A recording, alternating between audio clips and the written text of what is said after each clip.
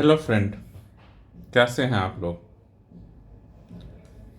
मैं बहुत परेशान रहता हूँ और लोगों को देख कर कि बीपीएससी की तैयारी में वो लोग करंट अफेयर की दिन भर तैयारी करते हैं। किसकी करंट अफेयर की तैयारी करते हैं, मुझे बहुत बुरा लगता है। मुझे लगता है कि इनका अब इनसे सिलेक्शन तो नहीं हो रहा है। अगर आप दिन भर करंट अफेयर की तैयारी कीजिएगा तो उनका तो सिलेक्शन नहीं होना है।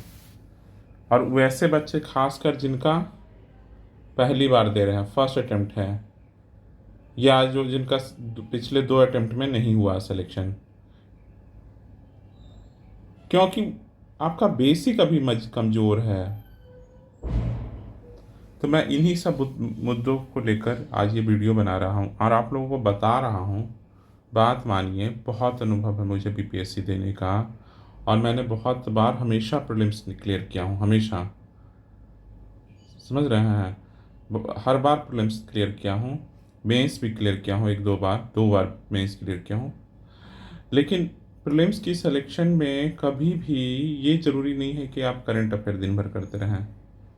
तो यही सब मुद्दों को लेकर हम ये वीडियो बना रहे हैं। अगर आपको वीडियो पसंद आए तो ज़रूर सब्सक्राइब कीजिएगा और लाइक कीजिएगा और कमेंट भी ज़रूर कीजिएगा कि क्या क्या इसमें क्या दिक्कत हो रहा है आप लोगों को। मैं मुद्दे पर आता हूँ। मैं जब भी यूट्यूब खोलता हूँ तो देखता हूँ कि करंट अफेयर का यूट्यूब पे क्लास चल रहा है। तो बच्चों की बच्चों की संख्या बहुत ज़्यादा, नंबर ऑफ़ स्टूडेंट बहुत वॉच कर रहे हैं। क्यों? उनको लगता है कि हमेशा ये करंट अफेयर पढ़ने से ही सिलेक्शन हो जाएगा, यही लग रहा है, तभी वो बच्चे इतना देख रहे हैं। उन बच्चों को पता ही नहीं है कि 2 घंटे में 50, अगर अगर आप 1.5 आवर आप देते हैं, 1.5 आवर देते हैं और आप मान लीजिए 50 करंट अफेयर का सवाल आप कर भी लेते हैं तो कितने क्वेश्चन बनेंगे,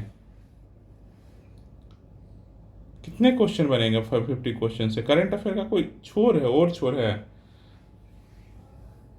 आप अपने स्टैटिक पे ध्यान दीजिए, स्टैटिक हिस्ट्री पे ध्यान दीजिए। और ये उन बच्चों के लिए है जो बच्चे एकदम, जिनको नहीं पता है, नहीं कोई कोचिंग, ये उन बच्चों के लिए नहीं है। वीडियो नहीं देखें जो अब तेज हैं या तेज समझते हैं, वो उन बच्चों को हो जिनको सही में सिलेक्शन चाहिए। अगर सही में सिलेक्शन चाहिए, अगर आप चाहते हैं कि पीपीएससी प्रीलिम्स आपका हो, तो ये बात एकदम गांठ बांध लीजिए कि अगर स्टैटिक गलत होगा तो नहीं होगा सिलेक्शन। गांठ बांध लीजिए। अगर कभी हो जाए स्टैटिक गलत होने पे, इजी क्वेश्चन गलत नहीं करना होता है एग्जाम में सिलेक्शन के लिए। हार्ड क्वेश्चन सबसे गलत होता है, सबके पसीने छूटते हैं। लेकिन इजी क्वेश्चन में जो सिलेक्टेड होते हैं और नॉन सिलेक्टेड में ही अंतर होता है कि इजी क्वेश्चन वो लोग बहुत अच्छे से टैकल कर जाते हैं, और इजी क्वेश्चन में जो इजी क्वेश्चन होता है उनमें उनका एक्यूरेसी रेट 90% होता है। जबकि जिनका नहीं सिलेक्शन, ये सिलेक्शन वालों का है, और जिनका नॉन सेलेक्टेड होते हैं यहीं पर वो परसेंटेज घटकर 50 to 70% हो जाता है। ये रेशियो रहता है, समझ रहे हैं ना। करंट अफेयर के पीछे मत भागिए। करंट अफेयर के लिए कितने दिन, 20 दिन, 25 दिन, 30 दिन, 30 दिन में करंट अफेयर ऐसा कर लीजिएगा 30 डेज में कि कुछ कहना ही नहीं है। 30 डेज, हम तो पहले भी कहते हैं, कहाँ बोल रहे हैं कि करंट अफेयर नहीं पढ़ना है। You have to study current affair, but not right now. Right now your focus is only on the static, like history, like science, like geography, like polity, economy, ये सब पे आपका रहना चाहिए। इकोनॉमी तो बहुत बच्चे पढ़े ही नहीं होंगे, क्या है और छोर उनको नहीं पता होगा। मैं आपको दावे के साथ कहता हूँ। तो मैं अभी भी कहूँगा कि आप लोग यहाँ से ये इस सीक्वेंस में आप तैयारी शुरू कीजिए और देखिए कि क्या होता है। और आप लोग क्वेश्चन सॉल्व कीजिए, नंबर ऑफ क्वेश्चन सॉल्व कीजिए जितना ज़्यादा होता है। उसमें करंट अफेयर का नहीं मैं बोल रहा हूँ कि नंबर ऑफ क्वेश्चन सॉल्व कीजिए। पढ़िए टॉपिक, उस टॉपिक का फिर से सवाल देखिए, क्वेश्चन देखिए और सॉल्व कीजिए, तभी होगा।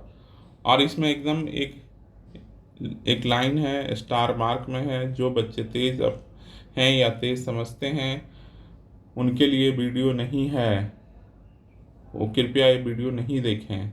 ये उन बच्चों के लिए है।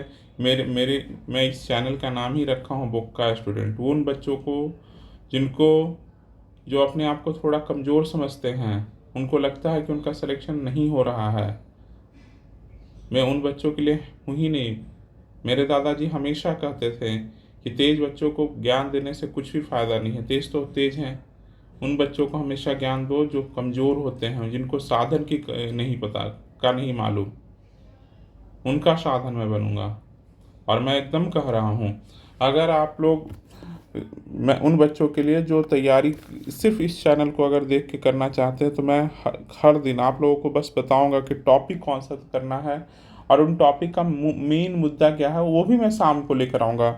मैं आज सुबह बता दूंगा। जैसे अब हिस्ट्री से शुरू करूँगा, हिस्ट्री और पॉलिटी से।